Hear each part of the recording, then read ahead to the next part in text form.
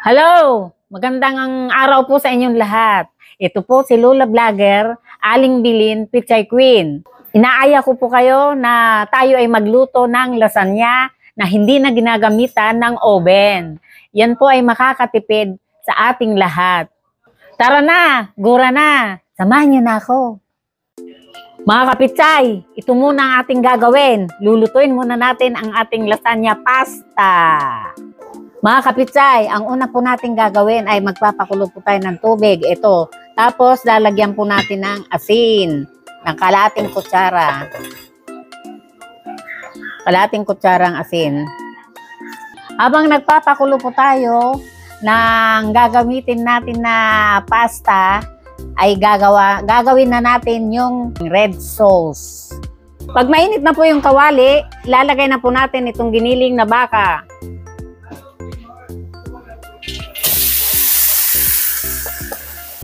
Oy mga kaibigan, hindi na natin lalagyan ng mantika itong niluluto ko at palalabasin na natin ang sarili niyang mantika.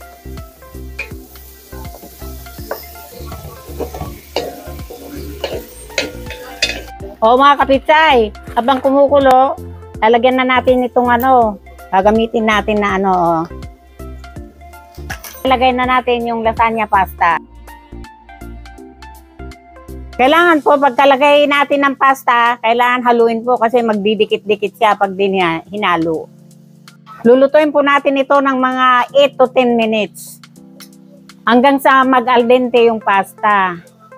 O mga kapitsay, lumabas na yung sariling mantika ng baka, pwede na natin isunod yung bawang. Ito, ilalagay na natin yung bawang.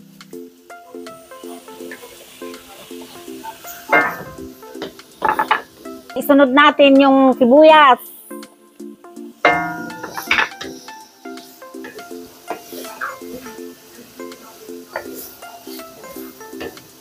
Oh, napakabango na itong aking niluluto. Oh. Maglalagay naman na tayo ngayon ng mushroom.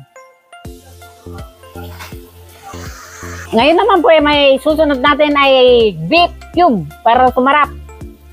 Lagay na natin.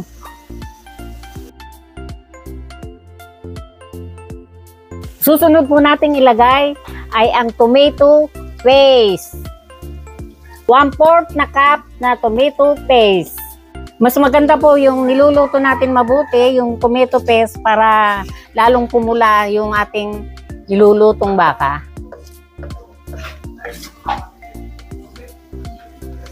Ang susunod po nating ilalagay ay ang ating spaghetti sauce.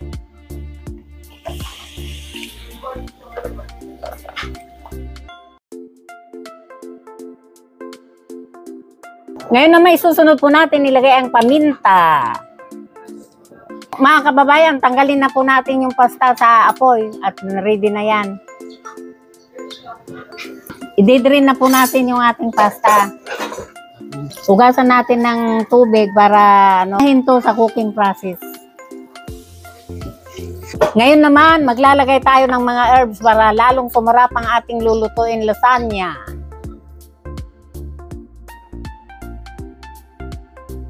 Taktakan po natin ng Italian seasoning.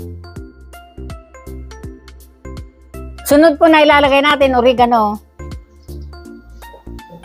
Sunod po, taktakan muna rin natin ng basil leaves. Dahil sa mga nilagay ko ng mga herbs, lalong babango at sasarap ang aking gagawin lasagna.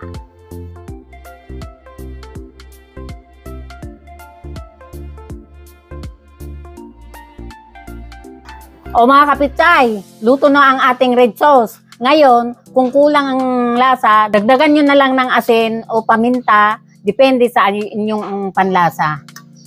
Ngayon naman po mga kaibigan, gagawa po tayo ng bechamel sauce at white sauce. Besame, besame mucho, syempre ketar. Ngayon naman po, maglalagay po tayo ng 3 kutsarang butter. Tapos po, haluin mo lang ng kanang kamay para hindi masunog. Maglalagay po tayo ng 2 kutsarang all-purpose flour. Tapos po, hahalo-haluin para hindi manikit sa kawali.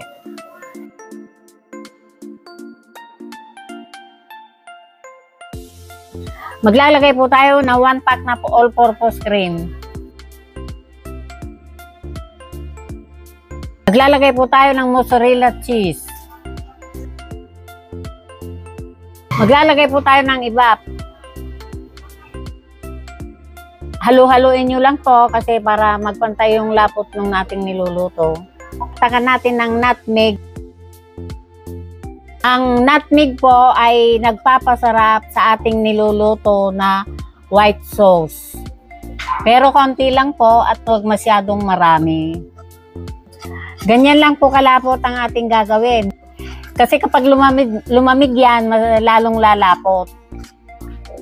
Mga kapitsay, ngayon naman po magli-layer na tayo. Unahin muna natin yung red sauce.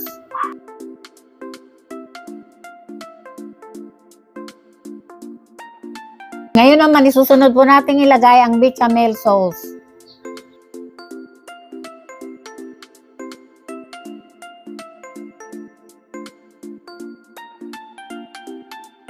Sunod po natin ilagay yung pasta.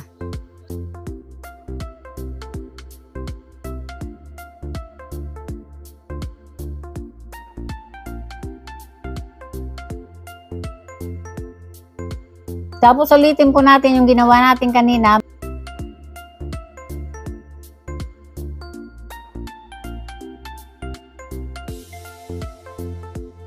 Tapos white sauce ulit.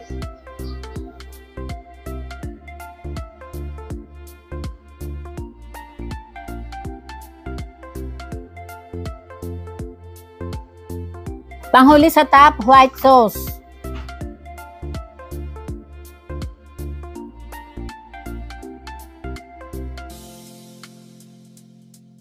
Sa huli po, taktakan po muna natin ang basil.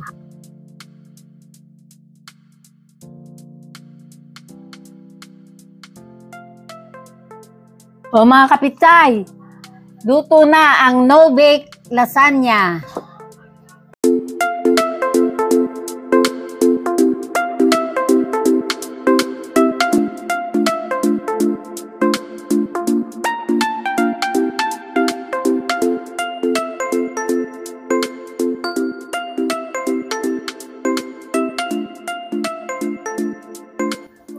Tikman po natin.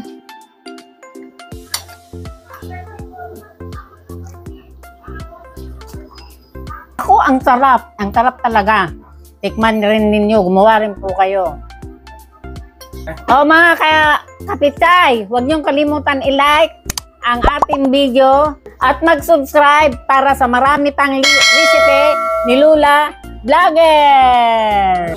Hanggang sa muli mga kapitsay, mahal na mahal ko kayong lahat. Sana lagi niyong susubaybayan ang aking mga nilulutong recipe. Bye-bye!